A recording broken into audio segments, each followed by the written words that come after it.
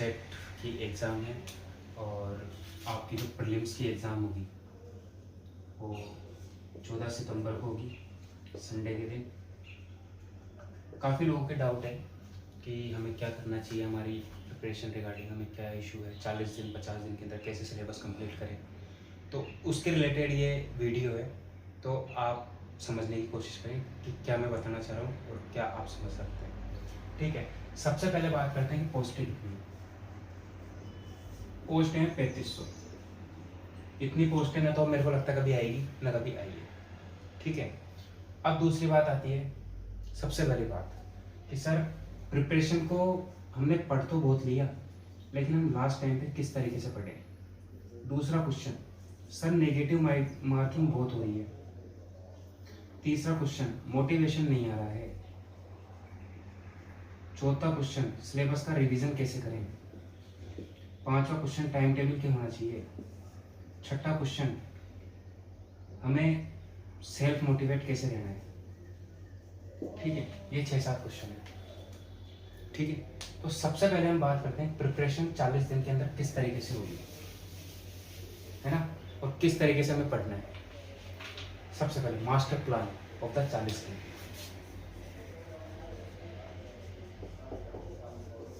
सबसे पहले बात करते हैं MSN की, medical surgical nursing plus surgery.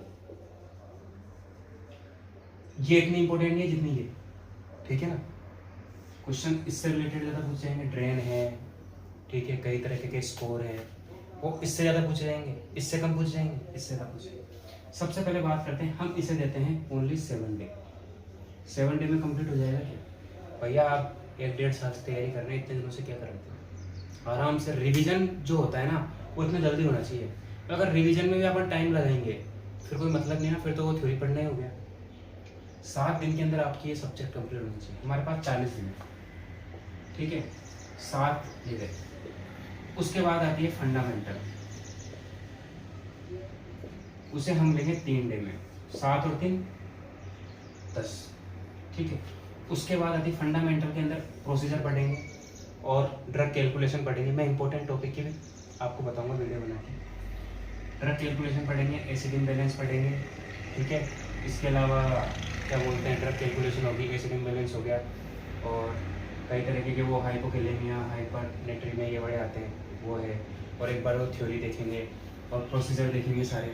कोलेस्टोमी है, NG ट्यूब है, ET ट्यूब है, सर्जरी रिलेटेड सारे डाउट है, सूचर से। उसके बाद हम आते हैं साइकेट्रिक पे। साइकेट्रिक ओनली फॉर 2 दिन, ओनली फॉर 2 दिन।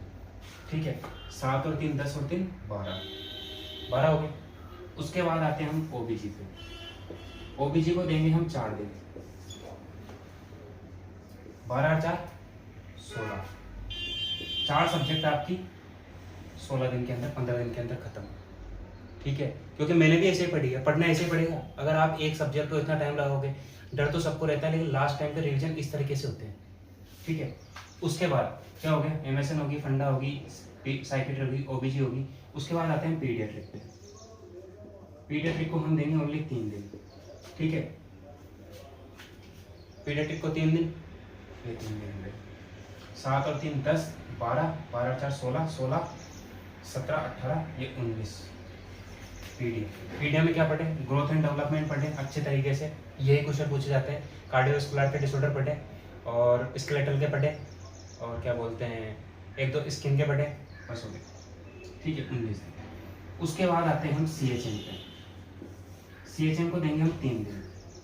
ठीक है, 19 21 19 20 21 22 दिन का प्रोसीजर।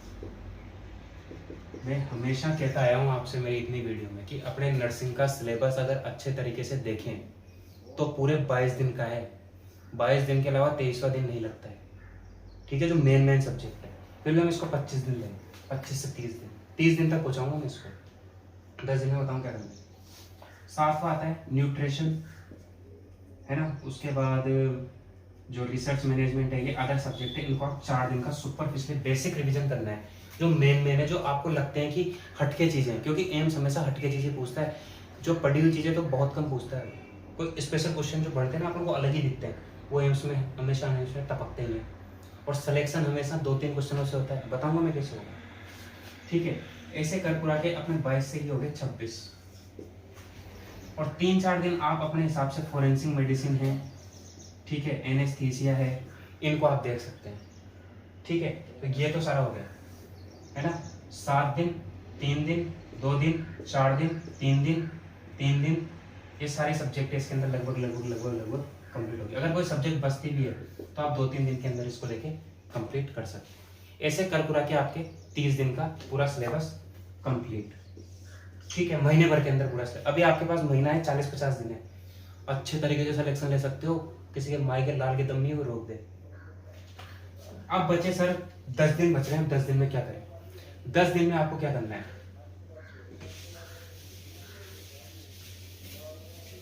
10 दिन में आपको क्या करना है, और मैं आपको बताऊं पढ़ने का तरीका। जैसे ये मेरी कॉपी है ना, जैसे कोई भी मान के चलो, क्या बताऊं मैं आपको, ये मैंने बना रखे हैं शॉर्ट नोट्स है ना। तो इस तरीके से आपको सारे नोट्स बनाने हैं छोटे छोटे से, कि इसमें सारा एक ही साथ आ जाए। जैसे कोई भी डिजीज है ना, कोई भी डिजीज ले ली, CD4 के काउंट ले लिया, IgM वाला ले लिया, तो किस तरीके की होती है IgM लिख दिया, इसमें IgM के किस तरीके से सारे 4-5 पॉइंट लिख दिए जो मेन एग्जाम के अंदर आते हैं। ठीक है, और CD4 के रिलेटेड लिख दिए, लीवर सिरोसिस है उसके रिलेटेड 4-5 पॉइंट लिख दिए, भाई किस तरीके से हमें ये देखना है, उस तरीके से आपका रिविजन होगा, है ना। मैंने भी ऐसे कॉपी बनाई थी, 2-3 कॉपी बनाई थी लास्ट टाइम पे। ये देखो, ऐसे काट के छोटे छोटे नोट्स है, इस तरीके से बनाना है आपको। उसके बाद 10 दिन क्या करें? 10 दिन के अंदर, है ना, 10 दिन के अंदर जो थोड़े बहुत नए अपडेट हुए हैं, कम्युनिटी रिलेटेड है, सर्जरी रिलेटेड है, साइकेट्रिक रिलेटेड है, 3-4 सब्जेक्ट रिलेटेड जो MSN रिलेटेड नए अपडेट हुए हैं उनको देखना है। प्लस जो आपने टेस्ट सीरीज ले रखी है उसके क्वेश्चन सॉल्व करने हैं। क्वेश्चन कैसे सॉल्व करने हैं? सेव करके और डायरेक्ट आंसर खुलेंगे, उन तरीके से करना। अगर अपन 1-1 डेढ़ घंटे क्वेश्चन उसमें देंगे तो इतना टाइम नहीं ना आपके पास। अपन को ओनली कंटेंट पे फोकस रखना है, मेन टारगेट। ठीक है, हो गया, ये आपका सिलेबस हो गया। दूसरी बात सर, नेगेटिव मार्किंग बहुत ज़्यादा हो रही है, हर एग्जाम में नेगेटिव मार्किंग से रह जाते हैं। तो नेगेटिव मार्किंग कब सुधरेगी? जब आप अच्छी तरीके से, नेगेटिव मार्किंग कब होगी? नेगेटिव मार्किंग जब सुधरेगी जब आप अच्छे तरीके से थ्योरी प्रैक्टिस करेंगे, MCQ प्रैक्टिस करेंगे, प्लस रिवीजन करेंगे, हर चीज़ टिक ऑन द टंग होगी, तो आपकी नेगेटिव मार्किंग 10 बार सुधर जाएगी। ठीक है, मेहनत करनी पड़ेगी, मेहनत करवाएगा नहीं कोई। इंटरनल मोटिवेशन आपको अंदर से जगाना होगा, जब जाके आपका सिलेक्शन होगा। उसके बाद तीसरा पॉइंट, सर टाइम टेबल का शेड्यूल क्या होना चाहिए? टाइम टेबल में शुरू से बताता है, सुबह 7 से 8 आपको टेस्ट देना है, डेली के डेली। इन महीने भर में जो भी मैंने आपको बताया डेली टेस्ट देने हैं। नर्सिंग में ओनली 6 से 7 हज़ार क्वेश्चन है, 6 से 7 हज़ार। ठीक है ना, एक महीने के अंदर कंप्लीट हो जाते हैं अगर 2 टेस्ट भी दे तो अपन 30 और 30 6, समझ रहे हैं ना किस हिसाब से, है ना। उसके बाद 8 से 12 आपको, 9 से 12 आपको एक बार थ्योरी का रिवीजन, प्लस 12 से 1 आप जो भी कर रहे हैं वो कर लें, प्लस 1 से 4 तक फिर आप थ्योरी का रिवीजन करें। फिर 4 से 5 बजे से 8 बजे तक आप MCQ प्रैक्टिस करें। देन 8 से 9 आपने क्या पढ़ा है आज उसका रिवीजन करें कि हमने क्या क्या चीज़ें छोड़ी। फिर उसके बाद 10 बजे तक खाना खाएं, और 10 बजे के बाद 2 बजे तक फिर पढ़ें, या फिर 10 से 12-1 बजे तक आप सो जाएं, ये भी हो सकता है जो सुबह पढ़ना पसंद करते हैं। फिर 2 बजे उठे आप, 2 बजे फिर आपने जो पढ़ा है उसका फिर रिवीजन करें, क्योंकि सुबह का पढ़ा हुआ जो होता है वो हमारे दिमाग में अच्छी तरीके से बैठ जाता है और अच्छी तरीके से माइंड को कोऑपरेट करता है वो चीज़, है ना। मैं खुद रात को बिल्कुल नहीं सोता था एग्जाम के टाइम पे। ठीक है ना, सुबह पढ़ना बहुत ज़्यादा जरूरी है रात पर, क्योंकि टॉपर हमेशा जो भी बोलते हैं ना, कई टॉपर कई सही भी बोलते हैं, कई टॉपर झूठ भी बोलते हैं। तो मैं तो हमेशा कहता हूँ कि मेहनत करनी पड़ेगी ना, और इस बार इतनी मेहनत कर लेना कि आपका खुद, आपकी स्थिति और परिवार की स्थिति दोनों सुधर जाएगी। ठीक है ना। और जो सैलरी होती है ना, एक चीज़ बताऊँ आपको, 1 तारीख को जो मैसेज आता है ना सैलरी का, वो ज़िंदगी भर आपके अकाउंट में आएगा जब तक आप जिंदा रहेंगे। इससे बड़ी खुशी आपकी ज़िंदगी में कुछ भी नहीं हो सकती। आपने चाहे कुछ भी किया हो, कुछ भी नहीं किया हो, पर ये टारगेट आपको एकदम फोकस रखना है और अच्छे तरीके से एक एक चीज़ें पढ़ के आपको अपने माता पिता का नाम रोशन करना है। उसके बाद बात आती है कि सर रिवीजन कैसे करें। रिवीजन का तरीका भी यही रहेगा जैसे मैंने आपको बताया, डरने की जरूरत नहीं है। पेपर जब भी आप अटेम्प्ट करने बैठेंगे उससे पहले मैं आपको बताऊंगा कितने क्वेश्चन करने हैं, कितने क्या करना है, कितने टारगेट रखना है, हर चीज़ के, हर तरीके के, हर चीज़ के कई तरह के सॉल्यूशन होते हैं। डरना बिल्कुल नहीं है। जैसे इमेज बेस्ड क्वेश्चन है तो डेली के 50 इमेज क्वेश्चन आपको देखने हैं। यूट्यूब पे जेडी नर्सिंग इंस्टीट्यूट नाम से एक चैनल है जेडी, उसकी क्लासेस लगभग आपको सारी कंप्लीट करनी है। जिनोमिक का पुराना चैनल है, अभी भी है यूट्यूब पे, उसकी क्लासेस आपको कंप्लीट करनी है। मैं यूट्यूब पे आपको कंटेंट तो देखना है, लेकिन जो बेसिक जो काम का कंटेंट है वो देखना है। ऐसे नहीं अंट चैनल पे जो मैराथन चल रही है कुछ भी नहीं आता, एक भी मैराथन से आज तक एक भी क्वेश्चन नहीं आया, और जो क्वेश्चन आते हैं वो बेसिक आते हैं। पेपर का पैटर्न क्या होता है? पेपर का पैटर्न ये होता है कि भाई 60 + 40 के क्वेश्चन जो बढ़ते हैं ना, 60 क्वेश्चन तो वो होते हैं जो सबको आते हैं बेसिक, 20 क्वेश्चन वो होते हैं जो आपको बिल्कुल लगभग आपको आते हैं और एक ना एक दो में आपको डाउट रह जाता है, और 20 क्वेश्चन ऐसे होते हैं जो आपने कभी देखे नहीं। इनमें से 60 क्वेश्चन सबके सही हो गए, 15 इसमें से सही हो गए, 10-15 इसमें से सही हो गए, जब आपका सिलेक्शन बढ़ेगा, ये तो नहीं बढ़ेगा, ये ध्यान रख लेना। हमें एडवांस पढ़ना पड़ेगा, कोचिंगों में आपको इतना एडवांस नहीं पढ़ाते हैं, ये ध्यान रख लेना। सिलेक्शन सेल्फ स्टडी से होगा, और सेल्फ स्टडी से कब होगा? सेल्फ स्टडी से जब भी होगा जब आपके अंदर खुद के अंदर एक मोटिवेशन होगा। मोटिवेशन को कैसे लाया जाए? मोटिवेशन को इसलिए लाया जाए कि एक तो सेल्फ मोटिवेशन है और एक एक्सटर्नल मोटिवेशन है, और एक्सटर्नल मोटिवेशन 2 दिन का रहता है, तीसरे दिन गायब हो जाता है, और सेल्फ मोटिवेशन ऐसा होता है कि आपको हमेशा आपके दिमाग में रहता है कि हमें सिलेक्शन क्यों लेना है। इस तरीके से आप एक एक चीज़ों को समझ के पढ़ेंगे तो आपकी सफलता की राह खुलेगी, और जब सैलरी आती है तो अपनी खुशी, अपनी जिंदगी सेट हो जाएगी। और इतनी सैलरी, 1-1.5 लाख सैलरी नर्सिंग में किसी भी प्रोफेशन में नहीं है। और जब अपन एसएससी इनकम टैक्स की बात करें तो इनमें कितना पढ़ना पड़ता है? अपना तो फिक्स सिलेबस है कि भाई यहाँ से क्वेश्चन पूछे जाएंगे।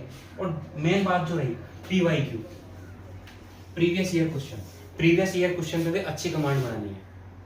अगर प्रीवियस ईयर क्वेश्चन पे अगर अच्छी कमांड नहीं हुई तो आपको पता नहीं चलेगा कि आपके क्वेश्चन कैसे प्रैक्टिस हो रहे हैं, है ना। एक डेली के पेपर, एक पेपर डेली सोल्व करना है, और प्रीवियस ईयर क्वेश्चन तो आपको टिक टंग याद होने चाहिए। जैसे मैं था ना, तो मेरे को प्रीवियस ईयर क्वेश्चन ऐसे याद थे, मेरे को दिख जाते हैं लाइन, हाँ इसमें C है, इसमें D है, इतने बुरी तरीके से रटे हुए थे। हर चीजों को अगर समझ में नहीं आ रहा तो रटो, लिख के पढ़ो, याद करके पढ़ो, दिन रात पढ़ो, ठीक है। और कोई डाउट हो तो आप मेरे को फोन कर सकते हैं, ये मेरा नंबर है 9782758908। अगर आपको टाइम मिलता है तो आप थोड़े बहुत PG के नोट्स भी पढ़ें, क्योंकि लगभग जो 20 क्वेश्चन होते हैं वो स्पेशल टाइप के अलग तरीके से बनाए जाते हैं। इसलिए हमें हर तरीके से हमें चीज को लेके चलना है, और इस बार हमें सिलेक्शन लेके रहना है, क्योंकि 3500 पोस्ट कभी ना आएगी ना कभी आई है। इसी बात के साथ धन्यवाद।